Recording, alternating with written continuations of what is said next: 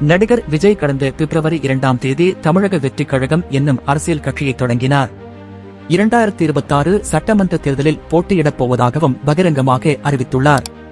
இந்த சூழலில் தமிழகம் வெற்றிக் கழகம் சார்பில் 10 மற்றும் 12ஆம் வகுப்பு பொதுத் தேர்வில் முதலிடம் பிடித்த மாணவிகளுக்கு ஊக்கத்தொகை வழங்கும் விழா நேற்று சென்னையில் நடைபெற்றது. நடிகர் விஜயே ஒவ்வொரு மாணவருக்கும் பொன்னாடை போர்த்தி பரிசுகளை வழங்கி அவர்களுடன் புகைப்படம் எடுத்துக் கொண்டார். மாணவிகள் மீது கை போட்டபடி போட்டோவிற்கு போஸ் கொடுத்தார்.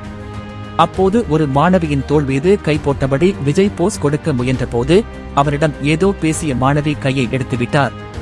பின்னர் விஜயின் கைகளை கோர்த்தபடி புகைப்படம் எடுத்தார். விஜயும் சிரித்தபடியே போஸ் கொடுத்தார்.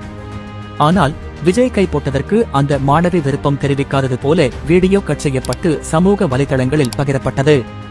இந்த வீடியோ குறித்து பாஜக நிர்வாகியான சவுதாமணி மாணவியிடம் பாடம் கற்றுக்கொண்ட விஜய், மாணவி தோளில் கை போட்டு போஸ் கொடுக்க யார் கொடுத்த உரிமை என்று கேள்வி எழுப்பினார்.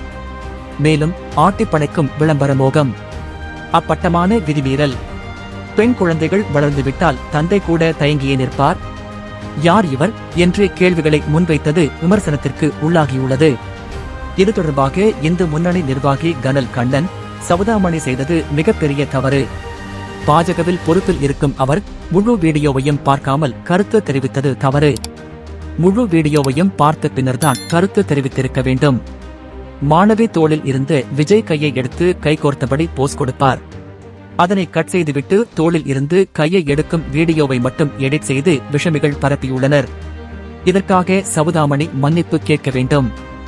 நடிகர் விஜய் எனக்கு மிகப்பெரிய நண்பர். அவருடைய அதிகமான படங்களுக்கு நான் தான் சண்டை பயிற்சியாளராக பணியாற்றியுள்ளேன். அவருடைய தனிப்பட்ட விஷயங்கள் எனக்கு தெரியும் என்கிற அடிப்படையில் அவர் தவறான மனிதரே இல்லை. நிறைய பேர் அரசியலுக்கு வருகிறார்கள். அவரும் அரசியலுக்கு வந்துள்ளதற்கு எனது வாழ்த்துகள். நல்லது செய்ய வேண்டும் என அரசியலுக்கு வருவது நல்லதுதானே. தமிழக வெற்றிக் கழகத்திற்கு வாழ்த்துகள் என்று தெரிவித்தார்.